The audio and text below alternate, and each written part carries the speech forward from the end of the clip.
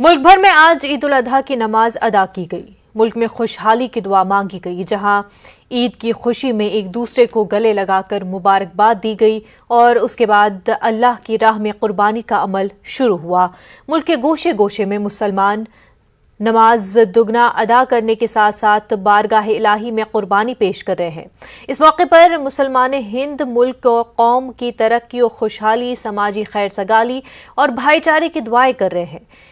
عید قربان کے موقع پر صدر جمہوریہ، وزیر اعظم اور دیگر سینئر رہنماؤں اور سرکردہ علماء دین نے عید الاضحیٰ کی مبارکباد اور ملک و ملت کے لیے نیک خواہشات کا اظہار کیا۔